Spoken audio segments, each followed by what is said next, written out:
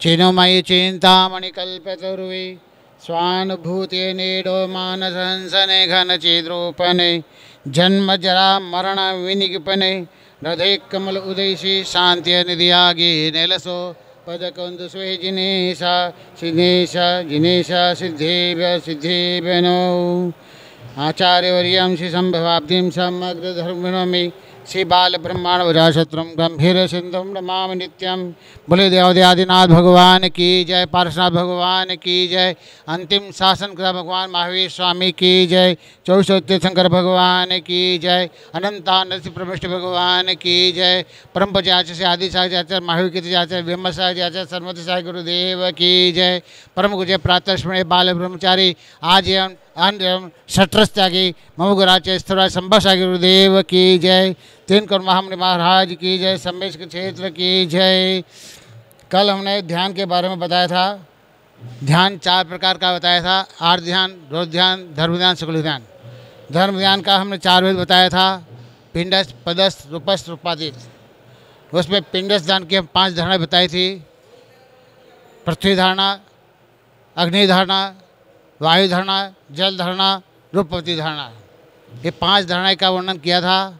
आज हम पिंडस्थ ध्यान के बारे में पदस्थ ध्यान बताते हैं। पिंडस्थ ध्यान में मंत्र के वाक्यों का चिंतन करना, उसको देखते हुए मंत्र का स्मरण करना, उसका नाम है पदस्थ ध्यान। इस पदस्थ ध्यान में हम पहले अरिहंत परमेश्वर को रूपस्थ ध्यान करते हैं। अरिहंत परमेश्वर हम रूपस्थ ध्यान भी जाते हैं। अरिहंत परमेश्वर अपने समर्षण विराजमान हैं।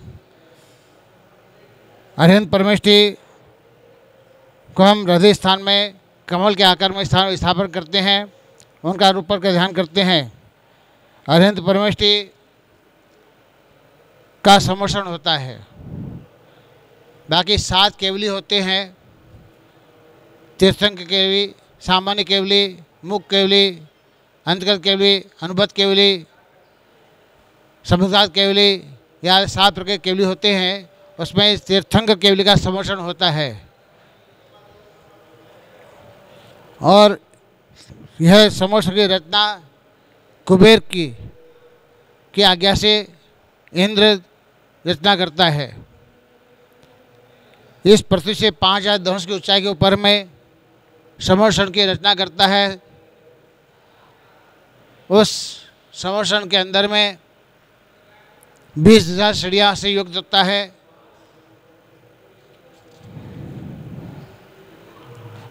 अरे यार जाना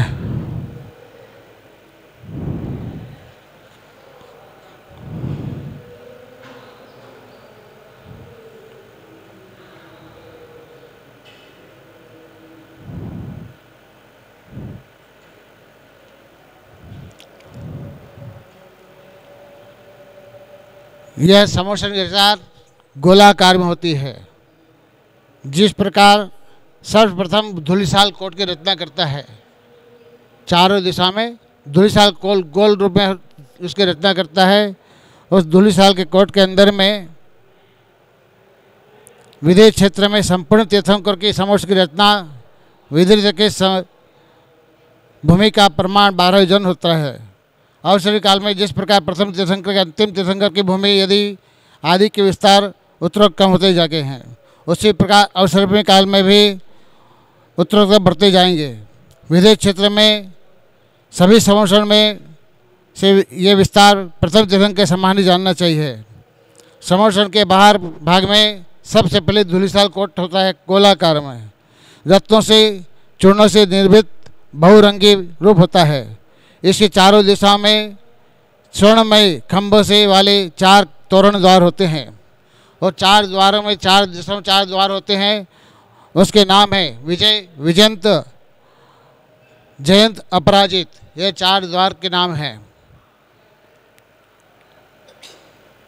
इनके द्वारों के बाहर में अष्ट मंगल द्रव्य, नवनिधि, धूपघट आदि से युक्त होते हैं।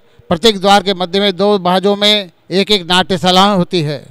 इस नाट्यशाला में बीच में 32 देवांगनाएं नृत्य करती है। इस प्रकार इस द्वार की रचना ज्योतिष देव उसकी रक्षा करते हैं। इन द्वारों के भीतर प्रवेश करने पर कुछ आगे जाते हैं तो चारों दिशा में 4 महास्तंभ होते हैं। चैत्यभूमि महास्तंभ, एक दिशा में एक महास्तंभ, चारों दिशा में 4 महास्तंभ होते हैं। मानस्तंभ का मतलब क्या है? मान मर्दनम, जो मान का मर्दन करता है, मान का नष्ट करता है। जैसे इंद्रभूति का मान मर्दन हुआ था, कहाँ मिथ्या दृष्टि था और कहाँ उसको सम्यक दर्शन प्राप्त हुआ, मानस्तंभ देखते ही भाव परिवर्तन हो गया। कहाँ अहंकार था, मेरे समान कोई ज्ञानी नहीं, ये अहंकार था उसका, पर जब भगवान की छवि का दर्शन कर लिया उसका मान चूर हो गया। इस प्रकार सम्यक दर्शन की प्राप्ति हो जाती है। यह मानस्तंभ चारों दिशाओं के 4 दरबार पर वाले 3 कोटों पर व्यवस्थित होते हैं। इस मानस्तंभ का निर्माण 3 पीठों से युक्त वेदी पर होता है। वह घंटा, ध्वजा, चामरों से शोभित होता है। इस मानस्तंभ के मूल ऊपरी भाग में 8 प्रात्यार से युक्त अरिहंत भगवान की स्वर्ण में प्रतिमाएं विराजमान होती है। मानस्तंभ के पास चारों ओर 4 वापिका होती है और प्रत्येक वापिका के 42 कुंड होते हैं। जिस कुंड में जैसे अपने मंदिर में जाते हैं तो बाहर में जल रहता है, पैर धो के अंदर जाते हैं, उसी प्रकार श्रवण से जाने के लिए ये 32 कुंड के बाहर होते हैं। उसका जल जो होता है वो जल से अपने पैरों को धो करके स्वच्छ करके उसके बाद अंदर प्रवेश करते हैं। इस मानस्तंभ के दर्शन मात्र से मिथ्या दृष्टि का मान चूर हो जाता है, जैसे इंद्रवृत्त का मान गलित हुआ था। एक ही भाव स्त्रोत्र में कहा है कि पाषाण आत्मा तदिरत सम केवल रत्न मूर्ति मनस्तंभ भवसित प्रदर्श रत्नवर्घा दृष्टि प्राप्तो हरिति से कथम मान रोगन मराणाम प्रतियदि न भवते तस्य हेतु। कहते पत्थर का बना हुआ यह मानस्तंभ भी दूसरे साधारण पत्थरों के समान ही है। रत्नमय होना उसकी कोई विशेषता नहीं कहीं जा सकती है, क्योंकि उसके सामान और भी रत्न होते हैं, परंतु उसमें मान हरण करने की शक्ति नहीं है। इस कारण से मानस्तंभ में मनुष्य के मान हरण की शक्ति का अस्तित्व मालूम नहीं पड़ता है। अतः स्पष्ट होता है कि उसकी शक्ति ऐसी शक्ति है कि आपके समीपता ही कारण होती है। यदि आपकी समीपता न होती तो गौतम जैसे महामुनि विद्वानों का भी अभिमान कैसे दूर हो सकता था।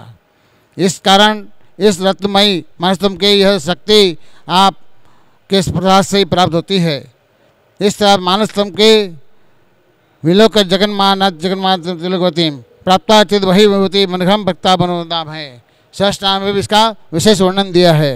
तो मानस्तंभ श्राम से परिमल सदखाद का पुष्पवाटी प्राकार और नाट्य से विकांत ध्वजा था साल कर्मराम सो वर्दी वर्तम स्तपा मलय च प्राकार स्पाटी को नसो प्रकार स्वयंभू। इस प्रकार समर्थ की शोभा का वर्णन इस श्लोक में किया गया है कि मानस्तंभ सरोवर निर्मल जल से भरी हुई श्रेष्ठ खाती का पुष्पवाटी कोई नाट्यशाला कोट उपवन वेदी के मध्य ध्वजा एवं पताकाओं से कल्पवृक्ष के आगे कल्पवृक्ष स्तूप प्रासादिक पंक्तियों में मनुष्य देवता और मुनियों की आगे समान ही भगवान विराजमान हो रहे हैं। ऐसे पूर्वाधिक दिशाओं में ये मानस्तंभ होते हैं। प्रत्येक दिशा में 4 सोम यम वरुण कुबेर और लोकपाल ये एक महाक्रीड़ानगर हैं और गोपुर द्वार के वेष्टित कोट वन वापिका होती है। चारों दिशाओं में क्रीडनपुर हैं, फिर कोट हैं, बीच में पीठ हैं। इस पर पीठ वेणुमयी स्वर्णमयी अनेक वर्ण रत्नों से निर्मित होती है। आदिनाथ के समर्थन में पहले पीठ की ऊंचाई 34 धनुष और नेमिनाथ की 1 से 16 कम होता गया है। पार्श्वनाथ का 6 धनुष का और महावीर भगवान का 5 धनुष का शेष सभी तीर्थंकर का प्रातिहर से युक्त 8 प्राचीन प्रतिमाओं के विराजमान है। इस प्रकार मानस्तंभ की रचना देखते हुए हम आगे बढ़ते हैं, 16 सीढ़ी चढ़ते हैं। तो 16 सीढ़ी चैत्य भूमि होती है। चारों तरफ में चैत्य बने हुए, जैसे चैत्य बने हुए, चैत्य बने मूर्ति है, उसमें बड़ी मूर्तियाँ होती, रत्न में प्रतिमा है।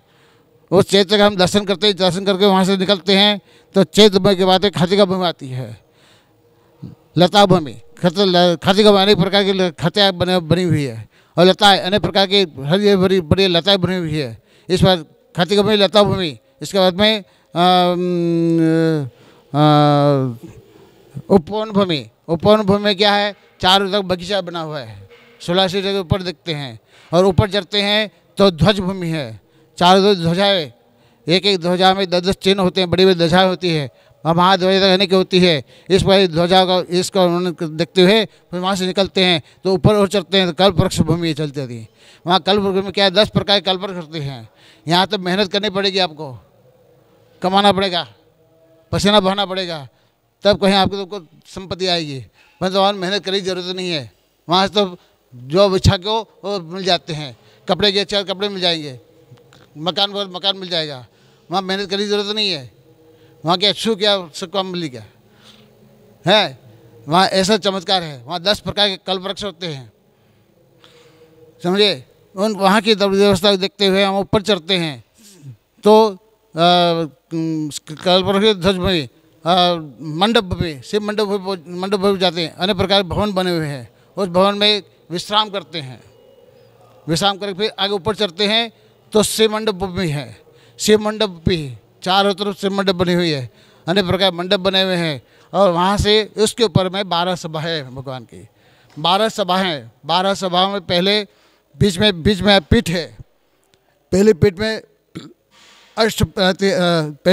अष्टप्रात्यहरी है, दूसरे पर सर्वाण यक्ष अपने माथे पर धर्म चक्र लेकर खड़ा रहता है, तीसरी पीठ में सिंहासन होता है, सिंहासन का कमल होता है, कमल से 4 अंगों पर हरिहंस भगवान विराजमान होते हैं।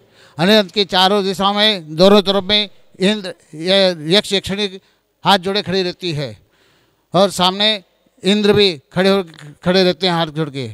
इस प्रकार से मास्तम सिंहासन ऊपर भगवान होते हैं, भगवान के ऊपर भगवान 4 अंगुल पर विराजमान होते हैं।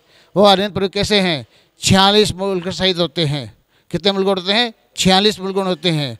10 केवल ज्ञान के, 14 अतिशय देवकर के, और 8 प्रात्य और 4 अन्य 46 मूलगुण होते हैं हरिहंस भगवान के। और हरिहंस भगवान हो गया, हरिहंस भगवान के 46 मूलगुण होते हैं। और हरिहंस भगवान